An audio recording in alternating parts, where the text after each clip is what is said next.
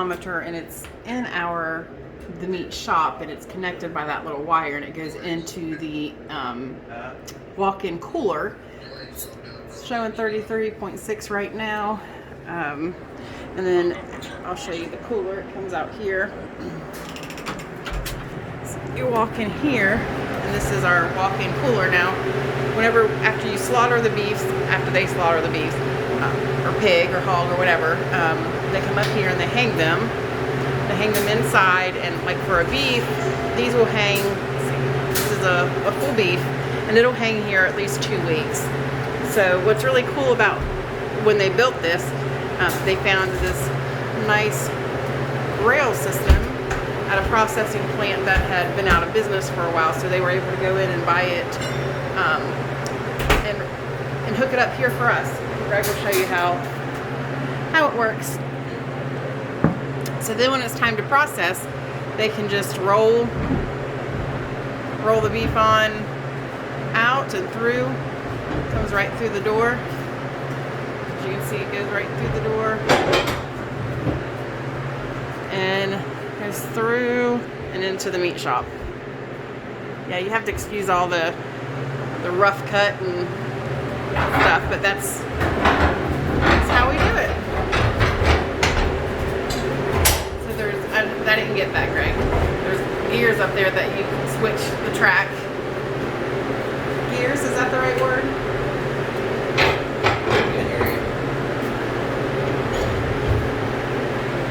So there you have it. It's part of our indoor cooler.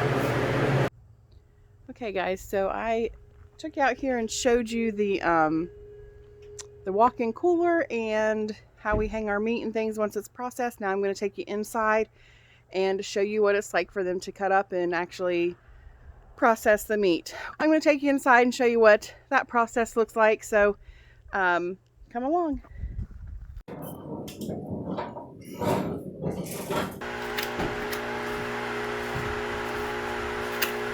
This one you're basically just taking all the meat off the bones for hamburger, right? Yeah. Yep, that's just hamburger. Chicken salad. I don't think chicken salad.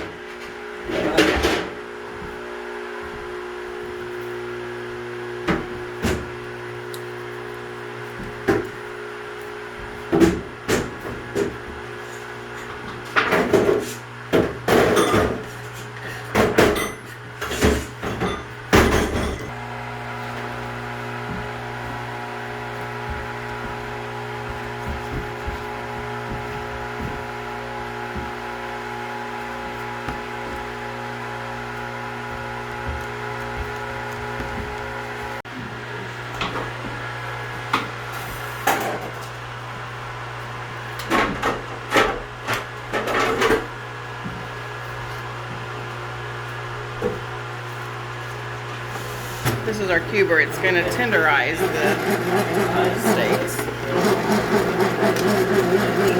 So he drops it in there, and he turns it halfway and crisscrosses it, and then it makes a nice tenderized steak.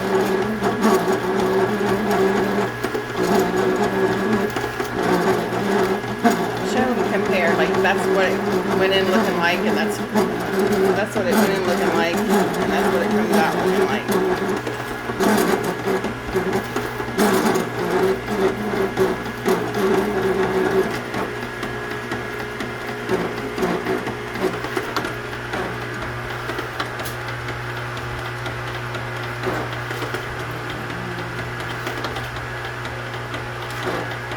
So we have this large roll of paper that we keep and use. Oh, that was a terrible cut, but I'm trying to do it one-handed. But so that's our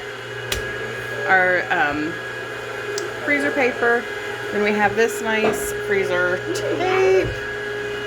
We have this tape dispenser for when we load the hamburger bags. I'll show you that when we get to that point.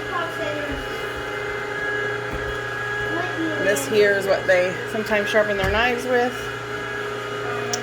So he has a pretty decent setup out here.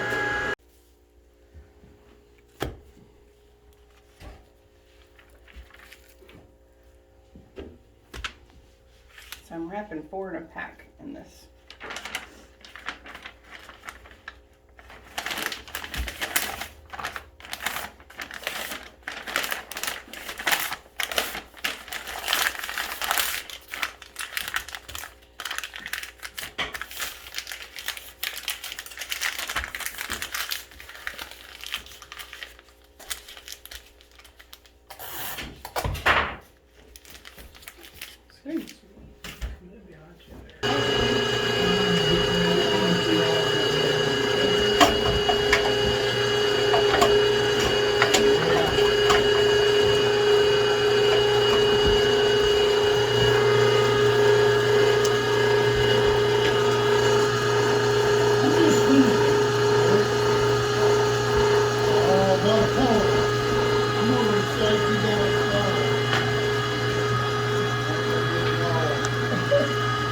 Tell me if I can film you while you recite us a poem during this work.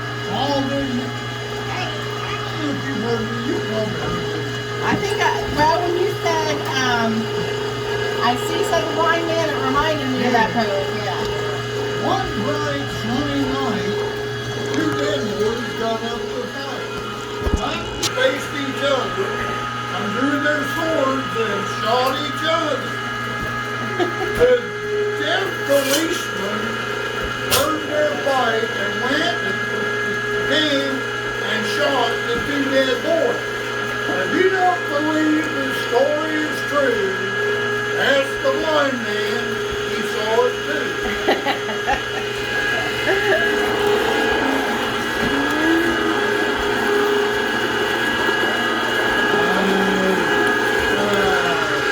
Eat from here. Put it in here.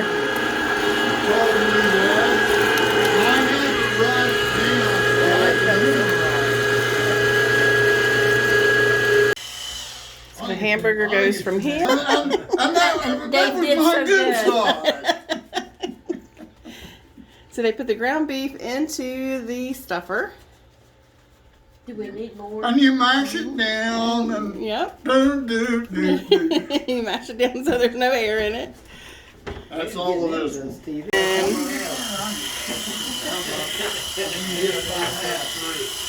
so then it comes over here to the stuffer. She pushes this little fancy foot pedal and fills up the bags. And Dave's over there messing with the tape. Hold that. Okay, I'll show you another trick.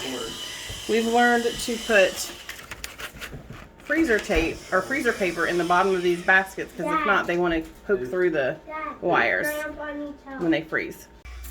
So when we're putting the fresh ground beef in the freezer, we like to keep them straight up and down so that way they won't leak any blood or anything out. And then once they're frozen, we'll lay them flat like we do the sausage down there. But just until they're completely solid, we like them to be up and down.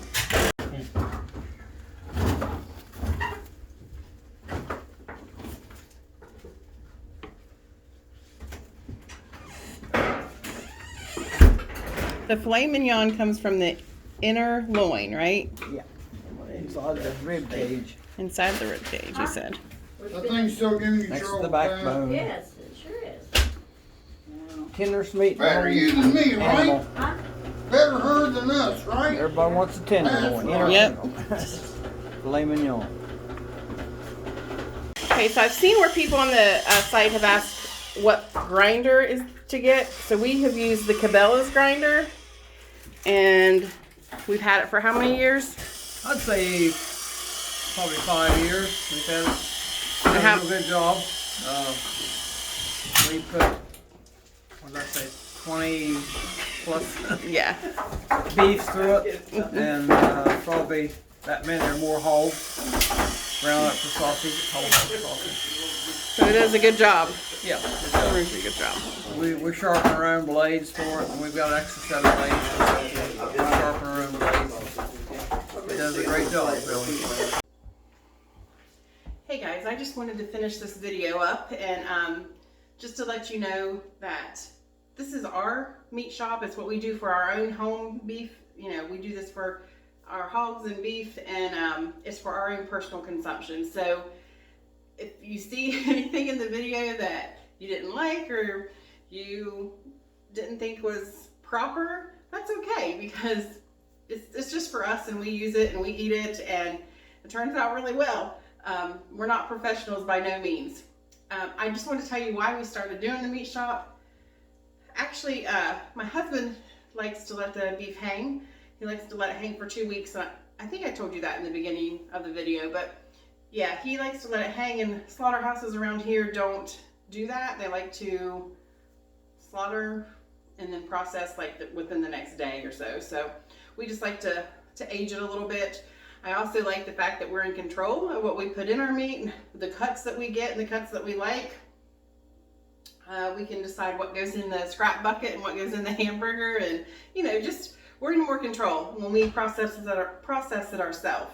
We don't have to pay anybody to do it. It just takes us our time, and we have, you know, mother and father-in-law are here to help most of the time. They come up and help, and actually probably more than me even, because with me a lot of times I'm in the house with the kids or whatever, and they have helped many times.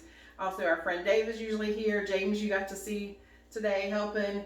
It's just, we just get together and we do it, and it gets it done, fills our freezer full, and then we're done for, I don't know if this will last us a whole year, because it was a small beef, and you know, there's 6 of us, but anyway, so we get to take care of the beef ourselves. Our hogs, we usually do whole hog sausage, and we like that. We like the seasonings that we put in it, and you can't beat it. So again, if you saw something that wasn't anything that you would particularly do, you know, that's okay. But if you have any suggestions for us, we'll take those. Leave them in the comments below. We're definitely up to learning. The more we do, the more we learn, and the faster we get. It seems like when we first started doing this, it took forever to do a beef, and we were all exhausted, and we were wore out, and we were sore.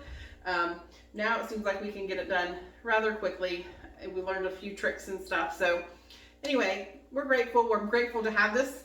Very grateful to have this. It's not perfect, like I said, but it's perfect for us, and it gets the job done, and we have meat for the year. So that's my little take on it. Again, thanks for watching.